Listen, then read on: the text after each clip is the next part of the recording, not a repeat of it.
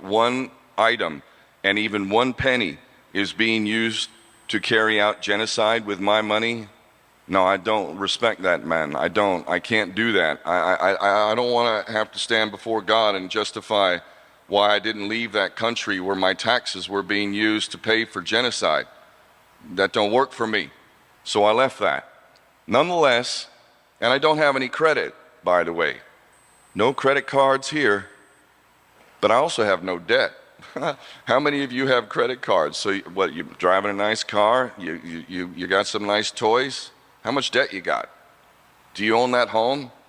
Or do you have a mortgage? What's a mortgage? That's a death grip. You have mortgage and you have usury and you have interest and we're all participating in it to one degree or another. I've done everything to extricate myself from that because I know what it is. It's a big old sin. It's an unacceptable sin. It's a reflection of the godlessness of the world we live in and the duplicity and hypocrisy of many who call themselves Christians and Jews. Excuse me. No, they're at least somewhat more honest about their fake Torah. By the way, I give a shout out to the real Jews, although I tell you what, I have too much experience with them, like Neturei Karta and the Orthodox, the ones who are refusing to serve right now and who are getting beat in Israel right now. Love and respect, okay? I could happily share that space with them. I could. But they reject usury. They do too. They also respect the Sabbath. For us Christians, you're supposed to respect the Sabbath. There's supposed to be a day of rest. How many of us do that too? Even I'm breaking that still. I'm trying to really get no more of that. Take that day off. For us, it's Sunday. I know it's different in yours. But we are involved in usury, if we're going to be honest. Too many of us. And we are involved in complicity with crimes, whether it be corruption within our government. I mean, here you're not paying for genocide, by the way. This is why I came here. That, and I've met Dr. Mahathir. Wow, what a beautiful man. We don't have a leader like that. Listen, you're entitled to your view of this man, but in terms of what I have watched this man say geopolitically and calling out the Jews, you guys have the best damn leader, literally, in the international scope. I'm putting him up there with Gaddafi, who, wow, say whatever you want about him. He ended usury, completely liberated his country, did a magnificent aqueduct that brought water to a desert and created agricultural land. He did all the things Adolf Hitler did, by the way. Adolf Hitler did all this. I'm not going to get into the Havara agreement, and I really want to talk to Sheikh about that and whatnot. I do not subscribe at all to the belief that he was working for the Jews and that the Havara agreement was that. I will say this. My opinion, based on my understanding of the man, I've read Mein Kampf, I've studied history. If he was working for the Jews, then I just don't know why they would have allowed him to outlaw usury, to arrest 5 Rothschilds, to liberate his people, to bring pride back to Germany, to wipe out the Weimar Republic debt, which turned their Reichsmark into worthless money. A wheelbarrow of Deutschmarks would buy you a loaf of bread. By the way, that's coming to the whole world. So nobody looks at World War II. Oh, Adolf, 6 million gas chamber. Oh God, shut up with that mind-controlled programming. That's a lie. Who told you that lie? The same people who told you all the other lies. By the way, here's a comparison. Here's a likeness between Palestine and Germany. You want to know what it is? Here's a little connection I made, which, I don't know, if we were all kind of thinking about it, we'd be like, oh wow, yeah, oh yeah. Okay, did you know that in 1933, when Adolf Hitler, a war hero, by the way, a proper man, he was against war, the amount of times he offered really accommodating peace deals with the Jew-controlled British Empire under the drunkard Winston Churchill and the Soviet Union. What the hell is that? That's the exterminating Christianity Soviet Union, where anti-Semitism is punishable by death and the Christians were killed by the millions, aligned with Christian America and Britain. What? How does a Christian nation ally with a nation that literally mass murders you if you preach the gospel? How does that happen? Oh, wait, maybe because the Jews run all three of them. And Judea declares war on Germany, 1933. 14 million Jews of the world unite. Do you know how many Jews, according to the Jewish Encyclopedia, were living on this planet in 1933?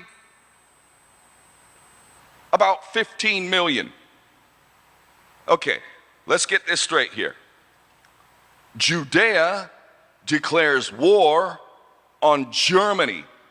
Subtitle, subheading, 14 million Jews of the world unite calling for the destruction of Germany. I'm sorry. So wait, the whole of Judea, over 90%, by the way, in Israel, throughout this entire genocide, 98% approval from the Israeli citizens for the genocide. The only thing they're concerned about now is getting back their chosen ones. And they're a little pissed off with Netanyahu, whose real name is Milikowski, by the way. They all changed their names. So anyway, getting back, 98% of the Israelis today support the genocide of the Palestinians. Fact. I have to respect the Israeli government. What did he just say?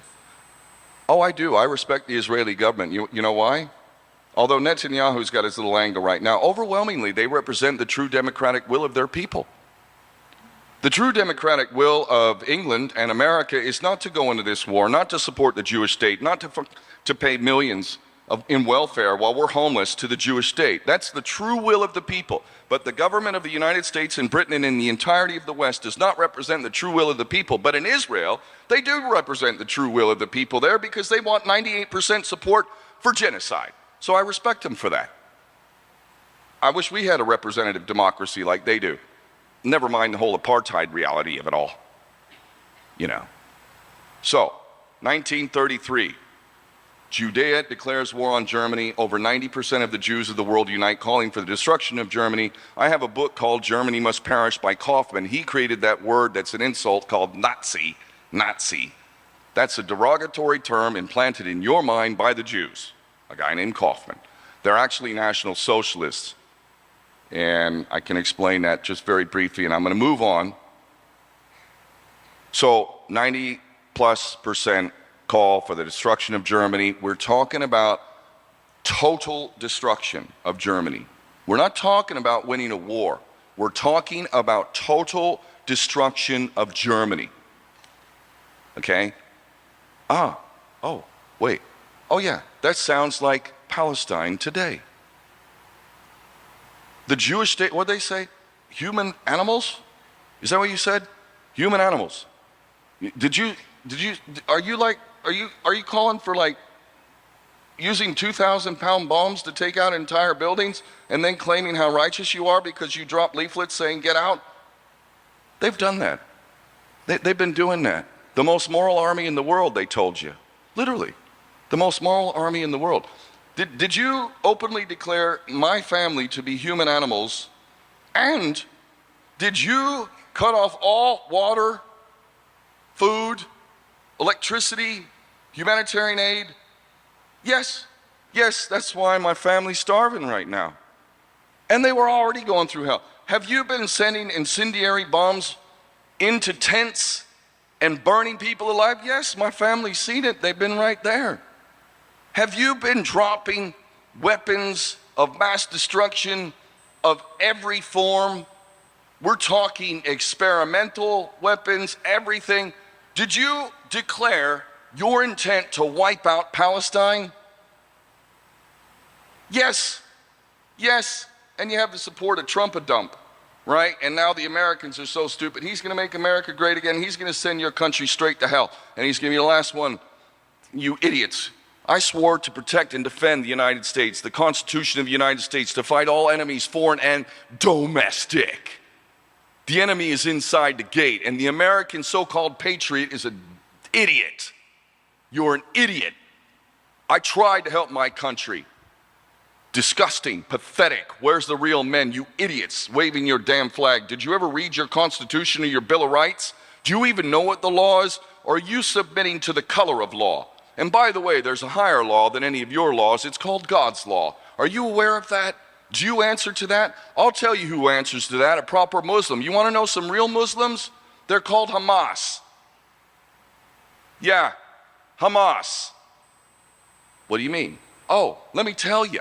Let me tell you. By the way, are you unaware of the fact that basically all of the Palestinians, the thousands of Palestinians, we're talking children, thousands, and the rest of them are all raped and tortured in the prisons. I have met them. I have met dozens. I have met Ismail Haniyeh, former prime minister, God bless him, who was martyred last year, who gave me the key to the city of Gaza and awarded me Palestinian citizenship. I've met him, lovely man, lovely man. I met the man who was friends with Sheikh Yassin, the founder of Hamas, literally, in London. I met him. He used to hang out with Sheikh Yassin as a kid in Gaza. Of course, I asked about the Sheikh. What a beautiful man. I just told the mother of my children about Sheikh Yassin, or another friend, and she didn't know. She loves the Sheikh, by the way, but she didn't know Sheikh Yassin and the founder of Hamas. He's similar to the Sheikh here. Like, Sheikh Yassin was just like such a sweet old man, and he had spent 23 years, I believe, in prison, tortured, through hell. And when he came out, he came up with this idea, the Islamic resistance, Hamas. That's the founder of Hamas right there. He's more Muslim than, I don't know, probably any of you, barring the Sheikh, literally, because he stood up for his people. Does God command you to lay down and just allow your people to be genocided in all your land? No, he does not. God is calling on you to do what you must do and to fight. And so Sheikh Yassin, they hit him coming out of the mosque. They hit him with several missiles, like they hit former Prime Minister Ismail Haniyeh last year, like they've hit so many. And then his replacement was Rantisi. He was another really good man. He was the rightful heir.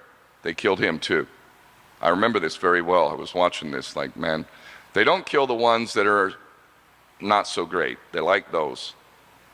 Those are the ones. I'm not saying that all the ones that are alive. We saw Yahya Sinwar. Oh my God, did you see him? The head of Hamas on the ground. The Israelis were like saying that he was a coward. They were basically, every accusation the Israelis make is actually a confession. Literally. Like, literally. Whatever they're accusing me of, I'll tell you about me too. Whatever they're accusing the Palestinians of, mark my words, that's what they're doing. You know? And the Palestinians aren't doing that. So,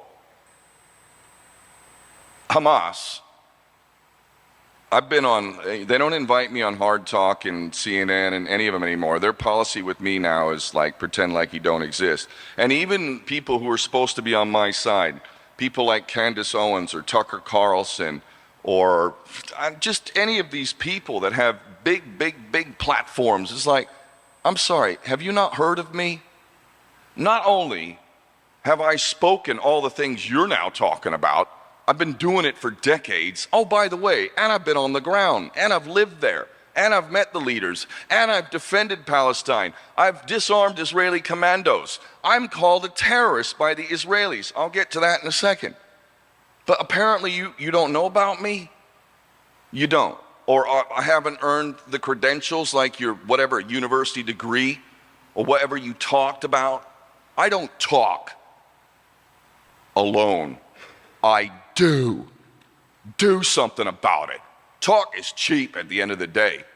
Do you think talk is going to get us to the Holy Land and victory, and God only needs us to talk? Even I know this in Islam. That's the second level. The first level is you got to at least reject and not participate in injustice. That's the bottom line. So usury, boom, we're all breaking that one, aren't we? 2, you've got to speak against it. You've got to put your head above the parapet. You've got to start making yourself a target, put a bullseye in your head. It's risky talking. But if you're really strong, you don't just reject it, You don't just not participate in it. You don't just speak about it. You do something about it. You're a warrior for God. And if you ask me, that's the highest of the high right there.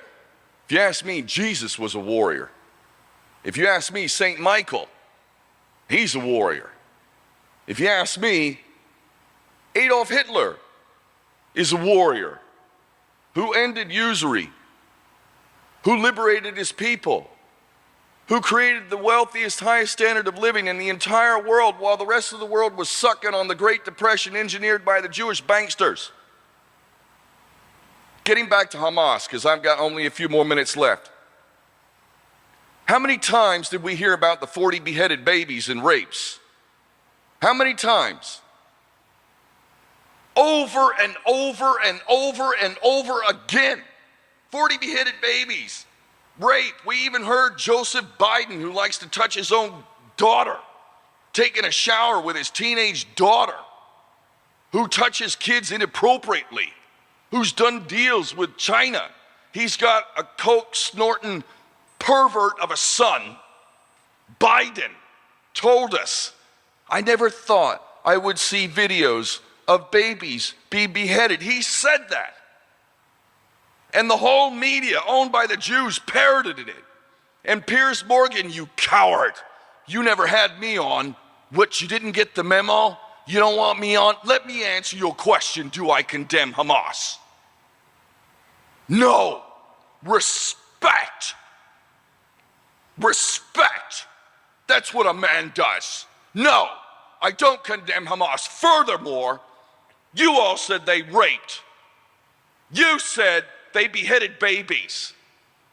The truth is, and now this is verified, even in Jewish media, not only did they not rape women, they put coverings on them because in Islam it's not proper to be showing your cleavage. With all due respect, sister, here is some clothes. We will take care of you. One of the hostages, a beautiful young Israeli, literally talked about how Hamas saved their lives. Literally, when they were getting bombed by the Hannibal Directive. The Hannibal Directive. That's the Jewish state's policy of wiping, erasing their own chosen ones because they're politically a liability.